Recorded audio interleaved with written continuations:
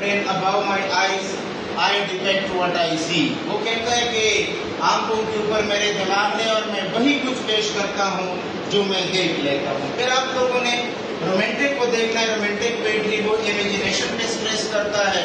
Imagination کیا ہے؟ Actually deviation from the world of reality.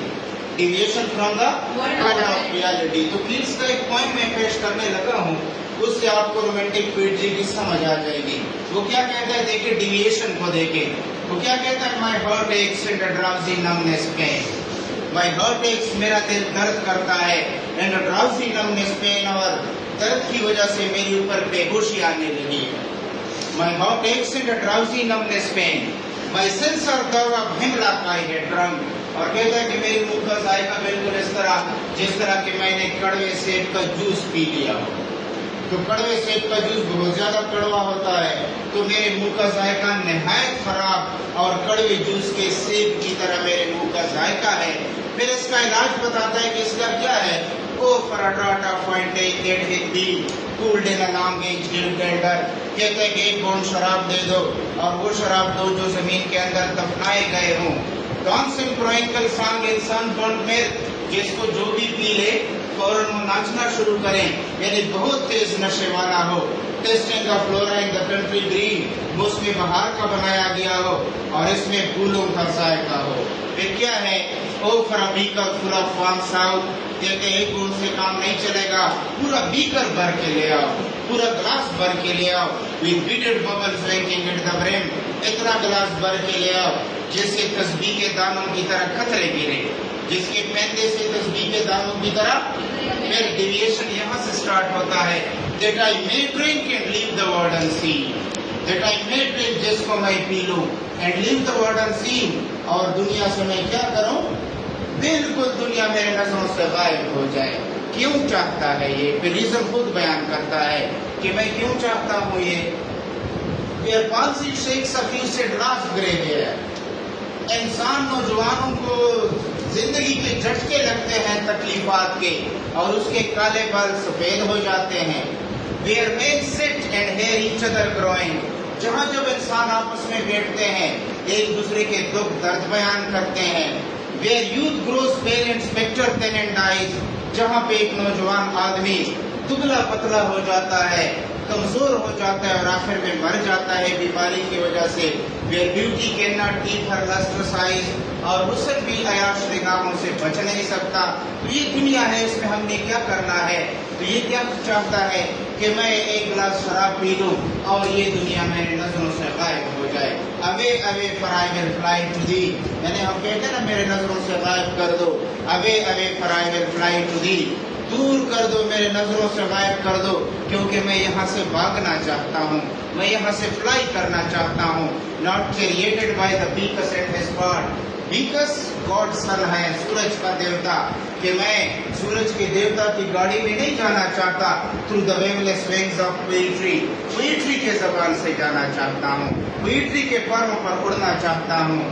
پھر لاسٹ بھی کیا کہتا ہے؟ دیکھیں گیا, وہ کہتا ہے کہ جی میں جنگل میں گیا, بلبل کے ساتھ اڑنے لگا, اور وہاں پہ میں نے کبھی ایک پھول دیکھا, کبھی دوسرا. اندھیری رات تھی, مجھے سمجھ نہیں آ رہی تھی کہ کون سا پھول ہے, لیکن اس کے ٹچ کرنے سے اور اس کے اسمیل سے مجھے اندازہ لگ رہا تھا کہ اب یہ فلاں پھول ہے اور فلاں پھول ہے. پھر لاسٹ لائن کیا ہے؟ For long the very word is like a بیل. کسی نے دروازہ کٹکھٹایا تو میں جاگ گیا, میں تو سویا ہی نہیں تھا ساری رات. اسی پوئم میں تو جنگل گیا ہوا تھا, امیجنیشن کے اندر, تصورات کے اندر. To tell me give from the to my civil cell. اور پھر جا کے مجھے پتا چلا کہ میں تو اپنی بیڈ پر بیٹھا ہوا ہوں, میں کہیں نہیں گیا بلکہ میں اس دنیا کے اندر ہوں. تو یہ کیا ہے؟ امیجنیشن. کس طرح deviation from the world of reality وہ کرتا ہے.